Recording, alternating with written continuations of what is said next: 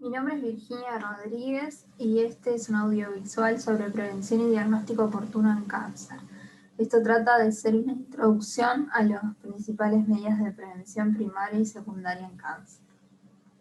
Antes que nada debemos definir lo que es prevención. En 1998 la OMS la definió como aquellas medidas destinadas no solamente a prevenir la aparición de la enfermedad, tales como la reducción de los factores de riesgo, sino también a detener su avance y atenuar sus consecuencias una vez establecidas. Existen distintos tipos de prevención: la prevención primaria, la prevención secundaria y la prevención terciaria. La prevención primaria es aquella dedicada a disminuir la incidencia de la enfermedad, con control sobre los factores causales y predisponentes de la misma. La prevención secundaria intenta disminuir la prevalencia de la enfermedad y aquella que apunta a aquellas medidas de detección temprana de la enfermedad incipiente. Comprende tanto acciones de tamizaje o screening en pacientes asintomáticos como el diagnóstico precoz ante los primeros síntomas de la enfermedad. En tanto, la prevención terciaria, se trata de la recuperación de la enfermedad clínicamente manifiesta mediante un correcto diagnóstico y tratamiento e incluye la rehabilitación tanto física, psicológica como social, buscando reducir las secuelas y recidivas de la misma. Primero vamos a hablar sobre prevención primaria en cáncer. Incluye la educación en salud, la accesibilidad a los controles médicos, la disminución de las conductas de riesgo y los factores de riesgo prevenibles, la vacunación contra cancerígenos infecciosos, las medidas de salud pública contra carcinógenos ambientales y ocupacionales y la detección de poblaciones de mayor riesgo para tomar medidas adicionales.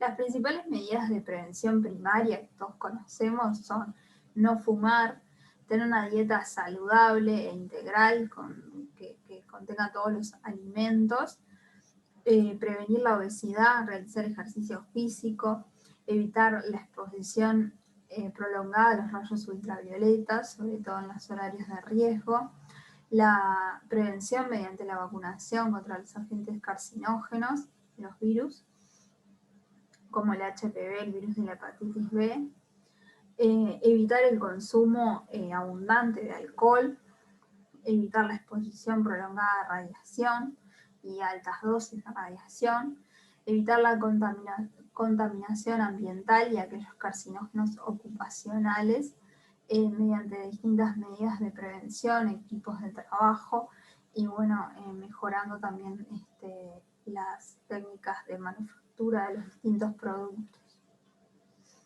Ahora vamos a hablar brevemente de las más importantes. Primero que nada, es importante resaltar el no fumar y tampoco exponer a otras personas al humo de tabaco de forma pasiva, que también aumenta el riesgo de cáncer. Como recordatorio, el humo de tabaco contiene más de 70 carcinógenos demostrados y causa aproximadamente 30% de los tumores en países desarrollados. Es la causa de 9 de cada 10 casos de cáncer de pulmón en hombres y 8 de cada 10 casos de cáncer de pulmón en mujeres. Y hay que recordar que no solo aumenta el riesgo de cáncer de pulmón, sino también aumenta el riesgo de muchos otros cánceres, como por ejemplo el cáncer de vejiga, los cánceres de la esfera otorrinolaringológica, etcétera, que les quedan por acá. No tomar alcohol en exceso. El alcohol es un reconocido carcinógeno, aumenta el riesgo de cáncer de cavidad oral y también de la esfera otorrinolaringológica, cáncer de esófago, cáncer de hígado y de mama. Cuanto mayor cantidad es consumida, mayor es el riesgo. Y también hay como una estimulación de un mayor riesgo si se combina el uso de alcohol y tabaco. Siempre hay que priorizar un estilo de vida saludable. Habíamos hablado de prevenir la obesidad, recordamos que es un estado inflamatorio crónico y todos los estados inflamatorios crónicos han demostrado aumentar la posibilidad de mutaciones y formación de tumores. Y bueno, en particular para la obesidad ha mostrado aumentar el riesgo de varios tipos de cáncer, como por ejemplo el cáncer de mama en las mujeres posmenopáusicas o el cáncer de colorectal, entre otros que también les queda acá en la lista. Bueno, hay que promover una dieta saludable y balanceada, como les decía, que incluya todos los alimentos, como vemos acá en la foto, y bueno, que sea hipocalórica. Promover ejercicio físico irregular, promover un peso saludable, porque el bajo peso también puede traer alguna alteración, sobre todo sobre el sistema inmune. Y bueno, con todo esto queremos decir que una dieta saludable y balanceada acompañada de ejercicio regular reduce el riesgo de varios tipos de cáncer. ¿tá? Y bueno, lo que se recomienda en este tipo de dietas saludables, que son similares a las que hemos visto en los talleres anteriores, como la dieta mediterránea, son incluir frutas y verduras, correcta hidratación, incluir todo tipo de alimentos y evitar azúcares refinados, grasas saturadas y trans, y el consumo en exceso de carnes procesadas. Bueno, otro de los temas importantes sobre la prevención primaria es evitar la exposición a la radiación ultravioleta.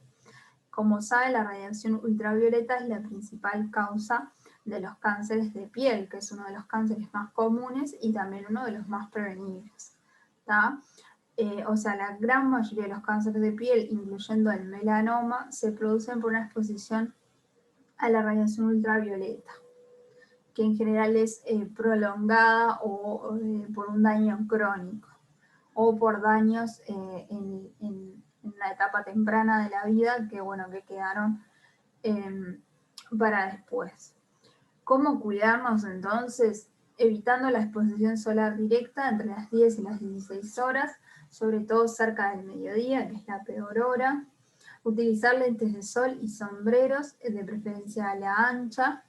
Cubrir las áreas de la piel expuestas al sol. Acuérdense que las telas de colores oscuros son mejores porque reflejan más los rayos ultravioletas, y también que actualmente hay telas que ya vienen con protección ultravioleta, como por ejemplo los trajes para surfear o realizar deportes en el agua. Usar protector solar de cobertura de al menos 30 o más y reaplicar cada 2 horas. Se debe reaplicar más frecuente, o sea, menos de 2 horas si se está nadando o si se está sudando mucho, porque eso quita el protector solar de la piel. Y recordar que tanto para el protector como para las lentes de sol hay que usarlos también en días nublados, porque los rayos ultravioletas se reflejan en las nubes, así como también, por ejemplo, en la arena, en la nieve. Ahí puede ser peor no estar protegido.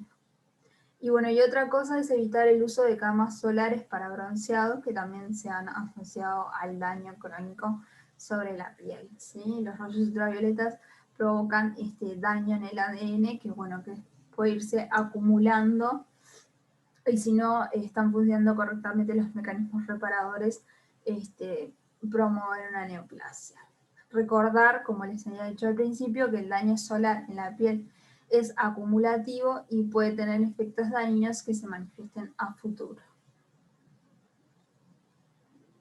Bueno, y lo otro que hemos visto es promover la vacunación contra agentes carcinógenos infecciosos. Las vacunas que tenemos disponibles son contra el virus de la hepatitis B, recordando que este virus aumenta el riesgo de hepatocarcinoma, así como también es una de las principales causas de cirrosis, insuficiencia hepática y trasplante hepático. La vacuna contra este virus se introdujo en nuestro país en 1999 y se incluyó en el plan de vacunación dentro de la vacuna pentavalente. En 2005 se hizo obligatoria para el personal de salud. ¿tá? En tanto, el virus del papiloma humano, bueno, como ya deben saber, es causante del cáncer de cuello uterino, pero también aumenta el riesgo de otros cánceres genitales, cáncer de ano, todos estos escamosos, y aumenta también el riesgo de ciertos tipos de cáncer de la esfera otorrinolaringológica, ¿tá? Sobre todo orofaríngea y oral. Bueno, todas las vacunas disponibles cubren los genotipos 16 y 18 de este virus, que es responsable de aproximadamente un 75% de los cánceres de cuello uterino, ¿tá? Y también la mayoría de los otros cánceres. En 2017 se aprobó el uso de la vacuna contra el HPV en Uruguay. En 2013 fue que se incorporó al Esquema Nacional de Vacunación. En Uruguay contamos con la vacuna tetravalente que cubre para los genotipos, ahí quedó mal, no es serotipos, es genotipos, contra el 6, 11, 16 y 18, recordando que el 16 y 18 son carcinógenos y el 6 y 11 en general lo que provocan son lesiones benignas del tipo de verrugas o condilomas a nivel perineal, ¿tá? Y genital. Bueno, en 2013 le decía, se incorporó el esquema de vacunación en mujeres al cumplir 12 años en un esquema de 3 dosis. En 2017 se pasó a las 2 dosis, a un esquema de 2 dosis, y en 2019 se incorporó en varones de 11 y 12 años de edad a fin de suprimir la infección en los vectores que lo van a transmitir y también prevenir los otros tipos de cánceres en varones también. Bueno, ahora pasamos a algunos conceptos importantes sobre la prevención secundaria, ¿tá? La prevención secundaria, dijimos, se trata de detección temprana e incluye lo que es el tamizaje y el diagnóstico precoz. El tamizaje, también denominado screening o cribado, es una intervención de salud pública. Es un test que tiene que ser simple, accesible, realizado a personas asintomáticas y que aparentemente estén sanos para esa enfermedad que estamos buscando, para detectar lesiones que sean preneoplásicas o en una fase temprana de la enfermedad en la que la podamos curar.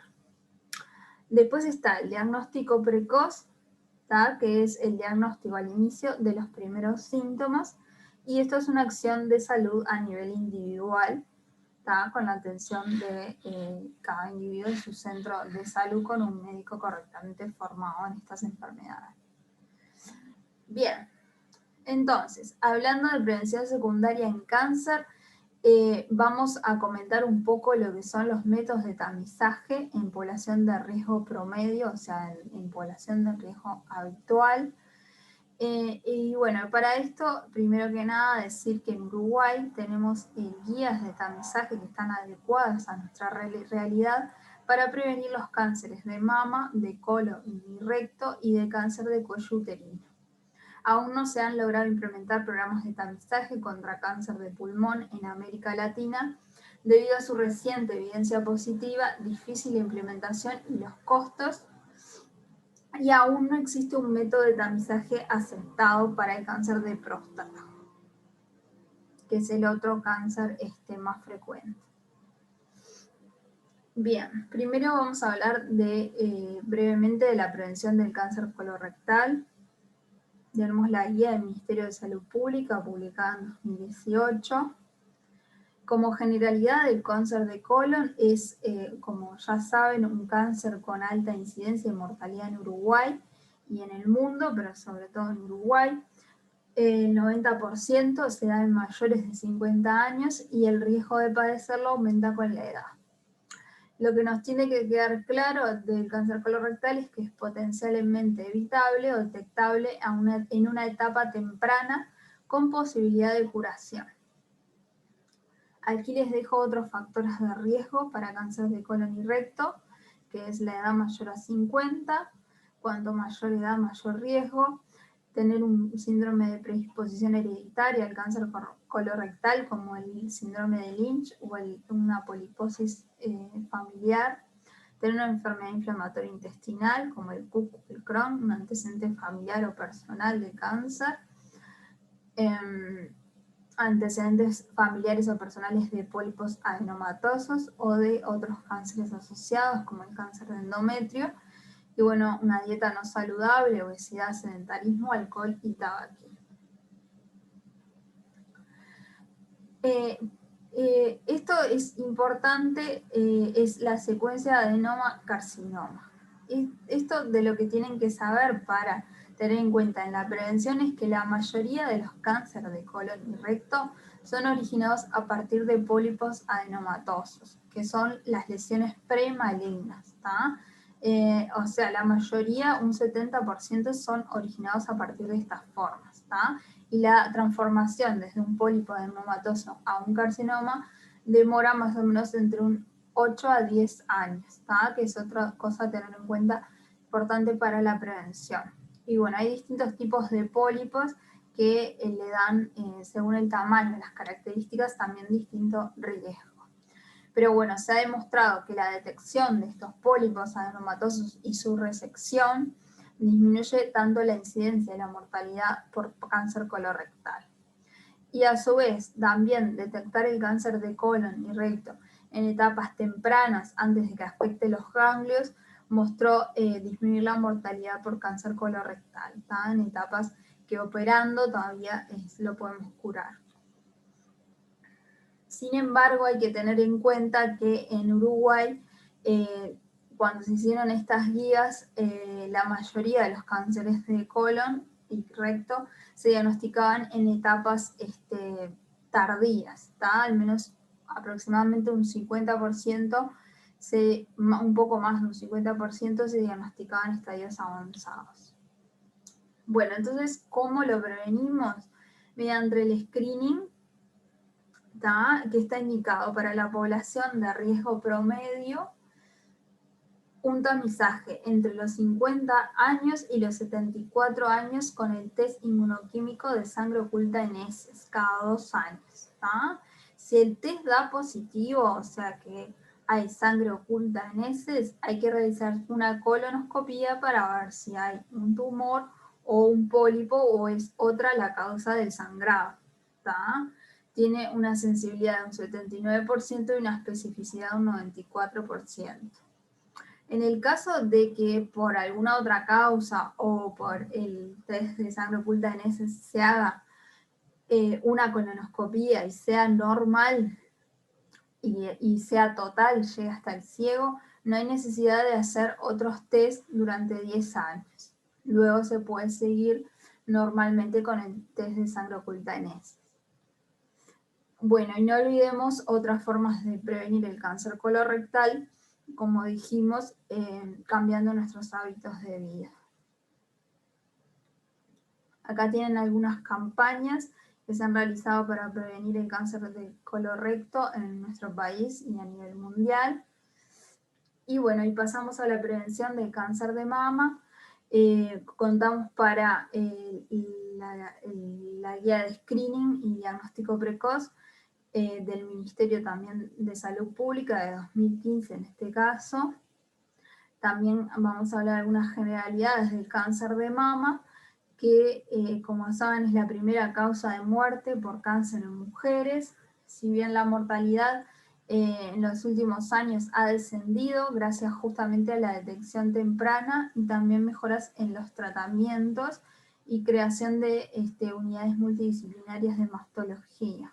¿Tá? Esto demuestra la importancia de seguir insistiendo en el screening, en el cáncer de mama, para que lleguemos a diagnosticar la mayoría de los tumores de mama en estadios precoces, lo que demostró disminuir la mortalidad.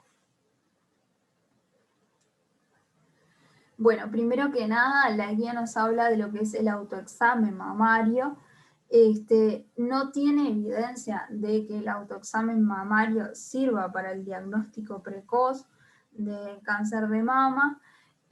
Sí se recomienda porque ayuda al autocuidado del cuerpo y a tener una noción de más control, de más cercanía con el médico, pero no hay evidencia de que disminuya la mortalidad por cáncer de mama. Tampoco hay evidencia de que el examen mamario con un clínico, un ginecólogo o un médico general disminuya la mortalidad, pero se recomienda un examen clínico anual justamente por lo mismo, para favorecer ese acercamiento con su médico para la mujer y también que pueda en ese entonces recomendarle justamente la mamografía, que sí es lo que ha demostrado disminuir la mortalidad por cáncer de mama. ¿Ah?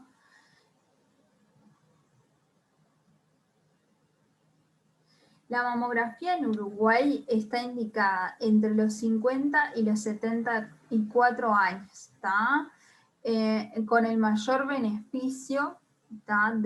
Entre los 50 y los 69 años. ¿Cada cuándo debe realizarse? Debe realizarse cada 2 años en mujeres con riesgo normal. Esa es la indicación en Uruguay, ¿está?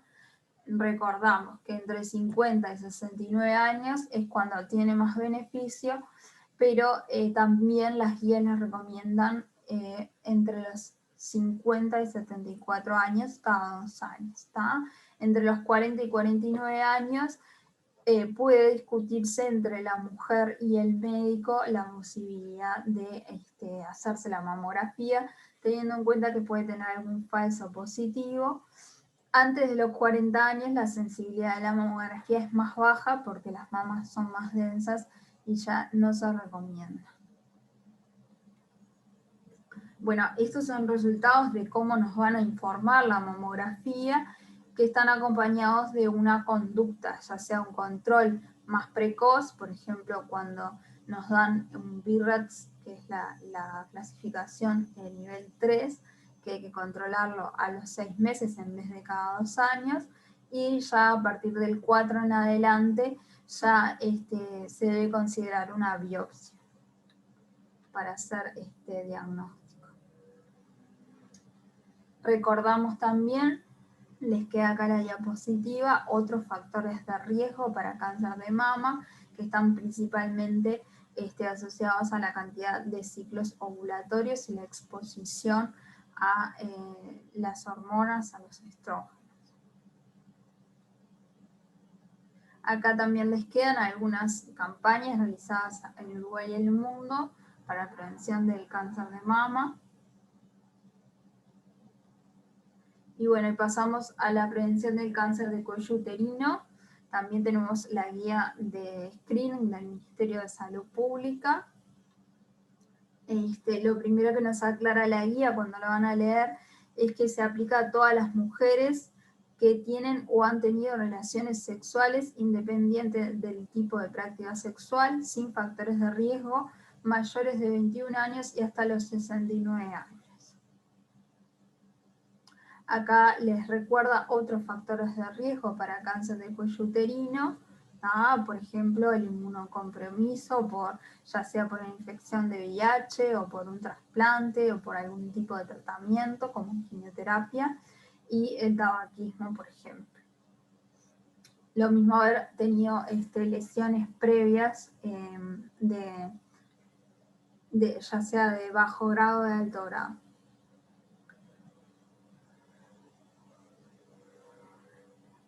Bueno, acá tenemos, para que no se olviden, de que el Papa Nicolau, que es la técnica de prevención de screening que vamos a hablar, o PAP, como lo pueden conocer también, siempre debe acompañarse de la vacunación a los 12 años, pero siempre hay que seguir haciendo el PAP, ¿tá? Porque acuérdense que la vacuna no cubre todos los genotipos del virus, sí cubre una gran parte, pero no todos.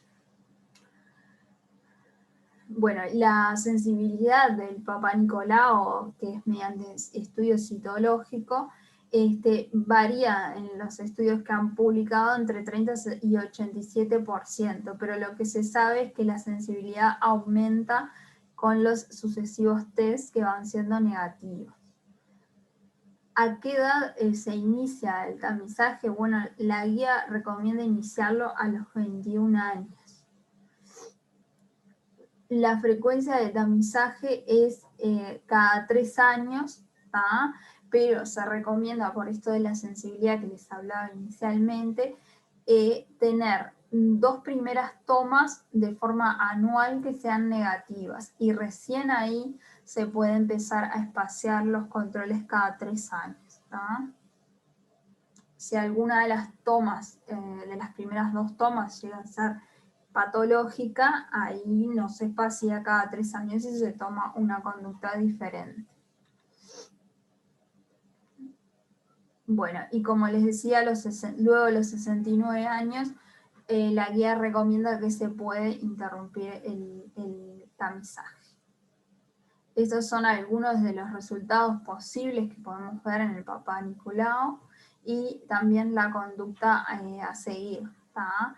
Tenemos lesiones no tipificables o que haya sido insatisfactoria la muestra. En esos casos hay que repetirlo en 3 o 6 meses.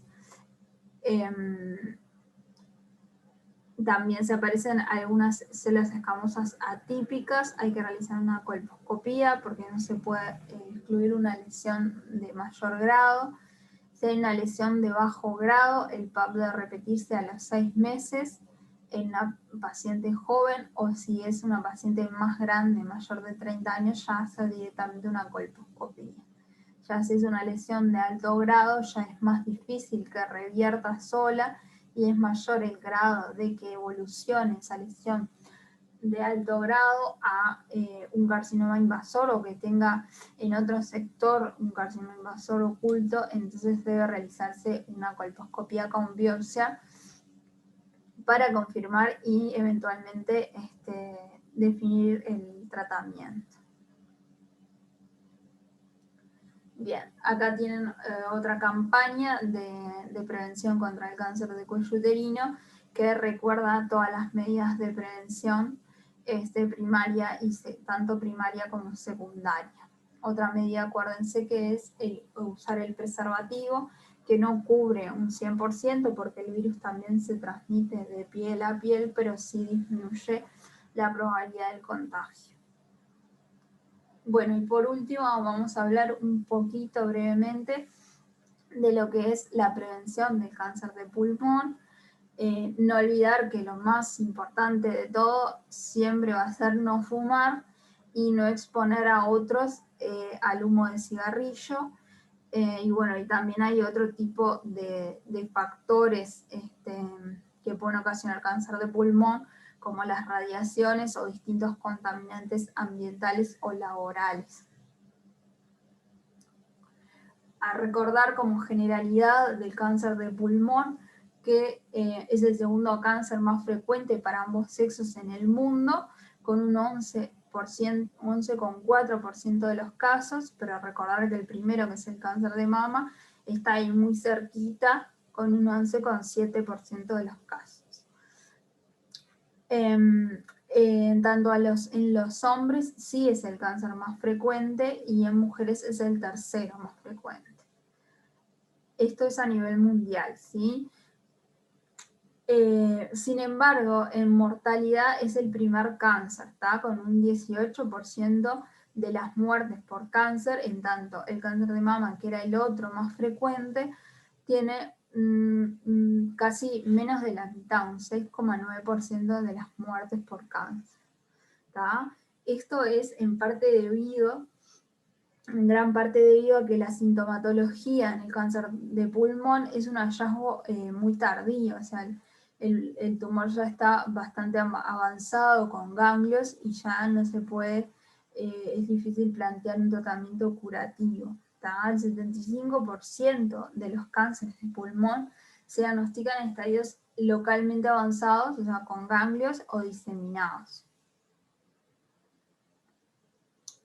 Bueno, y en Uruguay la situación es muy parecida a lo que veníamos hablando. Se diagnostican 4 personas por día con cáncer de pulmón, fallecen en promedio también casi 4 personas por día. La distribución por estadios, también la mayoría son en estadio avanzado, ¿tá?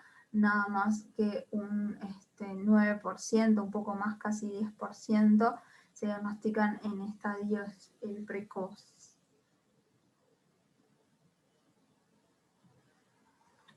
Y bueno, ¿qué evidencia tenemos perdón, del screening del cáncer de pulmón? Se han estudiado distintos métodos a lo largo de todos estos años para poder hacer el screening o el cribado de cáncer de pulmón, el tamizaje. Se vio que la radiografía no servía, no era costo efectiva, pero posteriormente se estudió el tamizaje con tomografía de baja dosis, que es un tipo especial de tomografía de alta definición que expone al paciente a una dosis de radiación mucho más baja que una tomografía normal.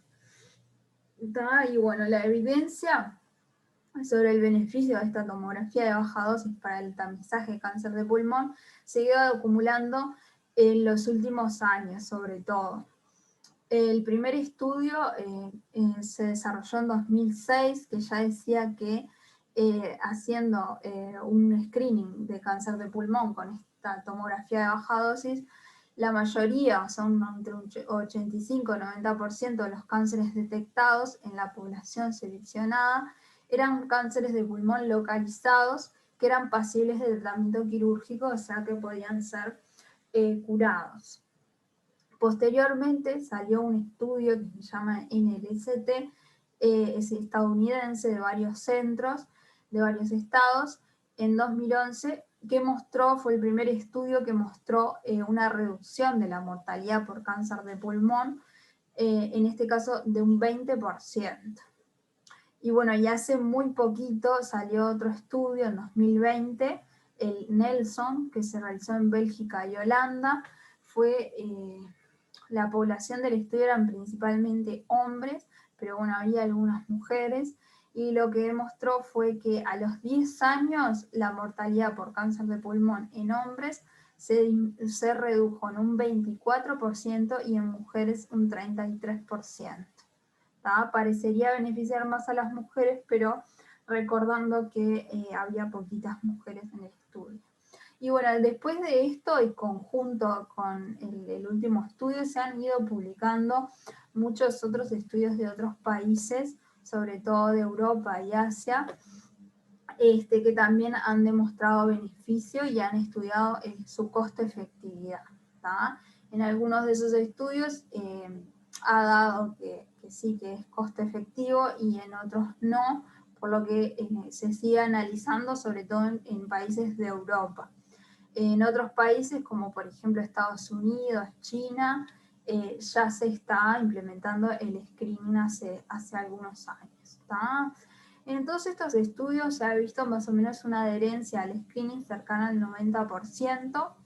Se ha visto que hacer el screening y hacer que el paciente vaya al centro de salud a realizarse la tomografía aumenta el acercamiento con el equipo de salud, y eso hace que también aumente el porcentaje de pacientes que dejan de fumar. Después, otra cosa que preocupaba, que eran los falsos positivos o complicaciones por alguna biopsia que hubiera que hacer o algún procedimiento diagnóstico.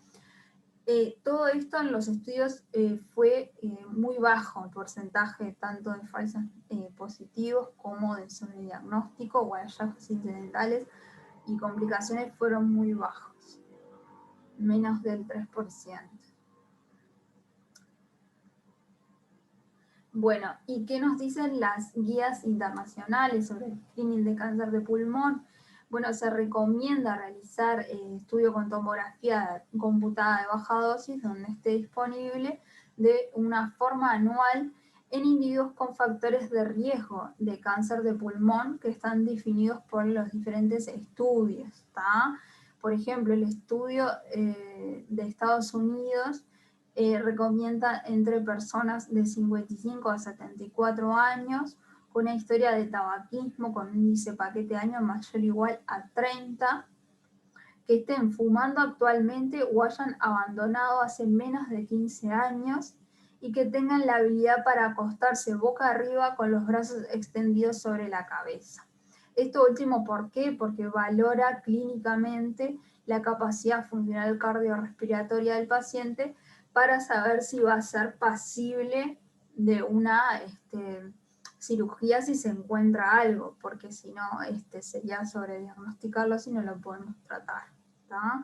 Y bueno, acá les dejo los criterios también del otro estudio más grande, que es el Nelson de 2020, que son parecidos.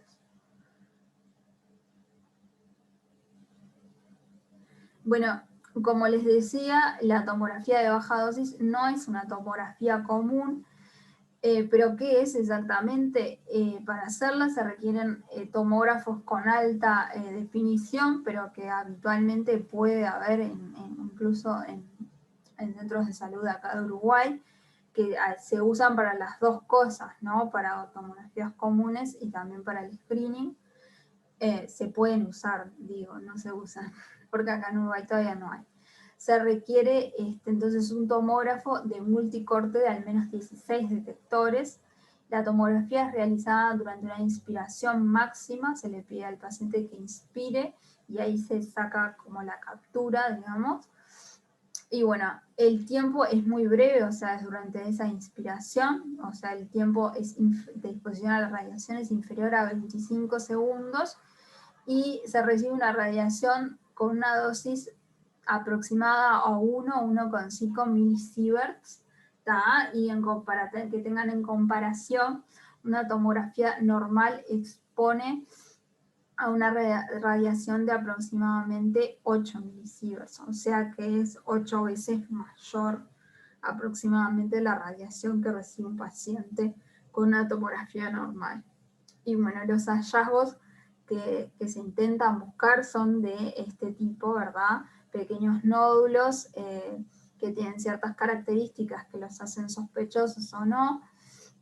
Y bueno, la idea es que no tengan ganglios todavía para que estén en una etapa precoz que se pueda hacer cirugía para intentar la curación. Así como pasaba con el cáncer de mama, que se hizo el BRATS para estandarizar las conductas y guiar la conducta terapéutica, acá en 2019 salió una nueva versión de lo que es el LUMRATS, que también intenta lo mismo, según las características del nódulo, ir guiando la conducta terapéutica según el riesgo de malignidad que tiene el nódulo. Para que, bueno, más o menos todos, la conducta sea estandarizada y todos hagan lo mismo, tomen las mismas conductas. Ahí ven también que en algunos casos juega un rol importante el PET.